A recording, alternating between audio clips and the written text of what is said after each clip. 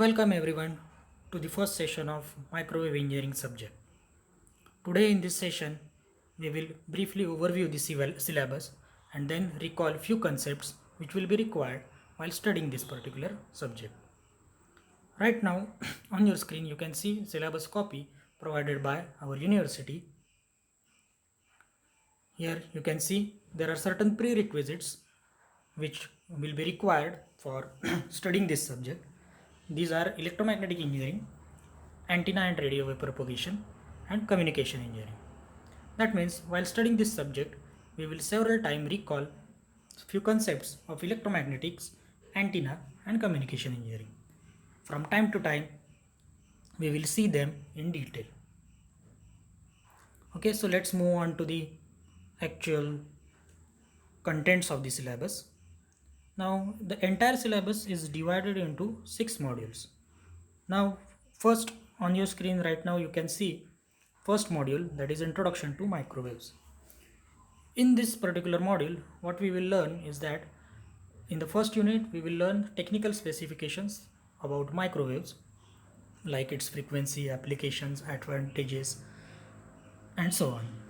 In the second unit, we will see scattering parameters which are used for analyzing the microwave communication circuits. I am sure you have studied these parameters previously in the electromagnetic engineering also. Then in the third unit, we will see uh, devices or components which are used for building microwave communication circuits, like strip lines, microstrip lines, coupled lines, and so on. In the last unit of this module, we will learn to design impedance matching network using lumped and distributed parameters. Now already you can see there are several terminologies which are already covered in electromagnetic engineering, like strip lines or lumped elements or distributed parameters. Okay, we will recall them at the end of this particular video session. Okay, then in the second module, or from onwards second module, we will see different devices and learn working of those devices which are used in the construction of microwave systems. In the second module particularly, we will see waveguides and passive devices. Waveguides you might have learned in electromagnetic engineering as well. Those waveguides are used in creating microwave communication systems. The second module is all about waveguides and other passive devices which are used in microwave communication circuits. Here you can see the list. Various devices are mentioned, like rectangular and circular waveguide, resonators and terminators, attenuators, and so on. Then in the third module, we will learn the tubes, different tubes which are used in microwave communication system. These are called as microwave tubes, like klystron, magnetron, traveling wave tube, and so on. Now all these devices are providing a source of microwave energy, so they are very essential part of your microwave communication system. So microwave tubes are part of our third module. Then in the fourth module, we will see semiconductor devices used in the microwave communication systems. As we know, all the circuits, electronic circuits nowadays are fabricated into ICs, that is integrated chips. So when we want to create a microwave communication circuit on the IC, that is integrated chip, which devices will be used? Those will be discussed in the fourth module, that is diodes, transistors, parametric amplifiers, and so on. So second, third, fourth module comprises of devices used for microwave communication system. Then in the fifth module, we will see several parameters which are used for measuring performance of a microwave communication system. Parameters such as VSWR, frequency, power, noise, Q factor, and many more. Because every communication system is measured based on its measured based on its performance regarding certain parameters. Those parameters are discussed in this particular fifth module. Then in the last module, we will see actual components of the microwave integrated circuits. In this module, we will see which materials are used for fabricating these microwave integrated circuits, then types of ICs used for microwave systems, and then at the end we will see the chip mathematics. So all in all, this is our syllabus. Now, while studying this subject, as you can see, several concepts of electromagnetic engineering are used, which you have to study or recall several times. Now, one question arises, which book to refer while studying this subject? In the syllabus copy, university has specified several books. First of which is Microwave Devices and Circuits by Samuel Liao, and this is the book which is one of the very best book for studying microwave devices, that is second, third and fourth module. As you can see, most of these devices are covered in these three modules. So during further video sessions, I will be referring these first two books, that is Microwave Devices and Circuits and Microwave Engineering, for better understanding of the contents of the syllabus. You can refer further books also, but most of the contents are from these two books. Okay, so this is about our syllabus. Now we will recall few concepts, not all, which are required for understanding of this subject. So let's go on to those concepts.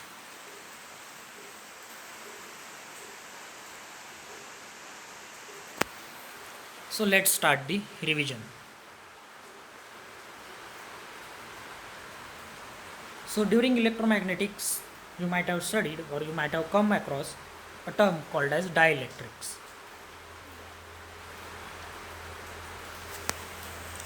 Now, dielectrics, what is the meaning of dielectrics?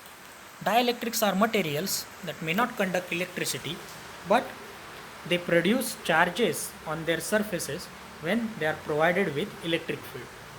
That means a material which may not be a good conductor of electricity, but if you apply a supply voltage to it, then it will produce charges on its surfaces. Okay, this dielectric material is used for manufacturing microwave devices. Then another term that you have come across or you will come across during studying this subject is a characteristic impedance. So what is exactly characteristic impedance? Now, characteristic impedance is a ratio of simply electric field and magnetic field, or it can be also defined as square root of permeability to the permittivity of the medium. So if you want to formulate it, you can write Z0 is equal to E by H, or Z0 is equal to square root of mu by epsilon. Okay, this characteristic impedance will be required several times while analyzing different microwave communication circuits. Then, as we are dealing with electromagnetic waves in microwave also, there will be a term called as uniform plane waves. This is also part of your electromagnetic engineering. So what are uniform plane waves? Now, electromagnetic waves, which consist of electric and magnetic fields which are perpendicular to each other and at the same time perpendicular to propagation of the wave, are called as uniform plane waves. As the name suggests, electromagnetic, it means electrical and magnetic. So uniform plane waves are electromagnetic waves which consist of electric and magnetic fields which are perpendicular to each other, and at the same time both these fields are perpendicular to direction of propagation of the wave. Okay, so if you think a wave is propagating in x direction, it may have electric field in the y direction and it may have magnetic field in the z direction. So it's a 3-axis concept. Now, not only that, apart from this, these waves also exhibit certain property. Along these axes, if electric field is on y-axis and magnetic field is on z-axis, along these axes, the energy within the wave is uniformly distributed, and that's why they are called as uniform plane waves. Okay, so moving on to the next concept, the properties of uniform plane wave. This is slightly recall of the previous term that we have studied right now. The first property of uniform plane wave is at every point in space, electric field and magnetic field are perpendicular to each other. That's what we have discussed right now. If wave is propagating in x direction, electric field and magnetic field will be in y and z direction respectively. At the same time, it will be distributed uniformly on those axes. Second property is the fields vary harmonically with time and at the same frequency everywhere in this space. That means irrespective of time and frequency, the fields vary at a particular rate. They are in harmonic with the time and frequency. Okay. Then another concept that you have studied in electromagnetics is a skin effect. Skin is the outermost portion of our body, and it is analogous in microwave engineering or electromagnetics engineering as well. So skin effect is nothing but a tendency of high frequency current to flow through only the outer layer of the conductor. That means when we are transmitting a particular wave through a conductor, if that wave has a high frequency, it has a tendency to flow through only outer layer of the conductor. Importance of this you will learn in the actual study of the microwave engineering subject. Then another term related to the skin effect is a surface resistance. Because of this skin effect, surface resistance is another important term. Surface is the outermost portion of any particular body. We know what is resistance. It is simply a ratio of voltage to current. So surface resistance is nothing but ratio of voltage to current flowing between two electrodes which are attached on the same side of the material. Okay, so if you have a body, if you attach two electrodes both on the same side, you can measure resistance between them, that is called as surface resistance. If you attach those two electrodes on to different sides of the body, then it will be not considered as a surface resistance. It won't be a surface resistance. Okay, now next, the transmission line. This was another concept that you have studied in electromagnetics. A transmission line is a simple structure which can guide electric energy from one point to another point. Normally it is small in size and long in length, so that's why it is called as a line. So generally it is a two parallel conductor system. Where one end is connected to source of the transmission and another end is connected to load, out of which output is taken. Examples of this transmission line are coaxial cable, waveguides and microstrip lines. I am sure you have come across these terms previously in the electromagnetics engineering. Then during the discussion of syllabus, we have come across terms such as lumped and distributed. So what is a lump element and what is a distributed element? In short words, if I have to define lumped element, an element or an electronic component which does not behave same at all frequency is called as a lump element. If you want to define it properly, it can be defined as a section of transmission line designed so that electric or magnetic energy is concentrated at specified frequencies, and inductance or capacitance may therefore be regarded as concentrated in it rather than distributed over the length of the line. It means if we have a, let's say, frequency band 1 megahertz to 2 megahertz, certain components behave accurately within that band, and if you increase the frequency, their behavior does not remain same. Such elements are called as lumped element. Resistors, capacitors, inductors, they may behave in certain fashion. These are the examples of lumped elements. Resistance of a resistor may not be same at all frequencies, similar to the capacitor of the capacitance of the capacitor, which may not remain same over the very high frequency range. Then contrary to this lumped element, there are distributed elements. So let's see what is distributed element. The distributed element of an electrical circuit assumes that the attributes of the circuit, attributes meaning resistance, capacitance, inductance, these attributes are distributed continuously throughout the material of the circuit. That means distributed elements of the circuit behave same at very wide range of frequencies. Irrespective of frequency, their behavior does not change. So where lumped element model is used and where distributed element model is used? Distributed model is used when the wavelength becomes comparable to the dimension of the circuit.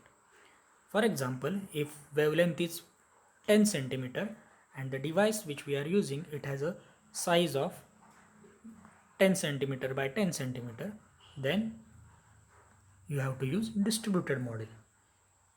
You cannot use lumped model because it will give different results or inaccurate results, because lumped model do not behave same at those frequencies when at very high frequencies.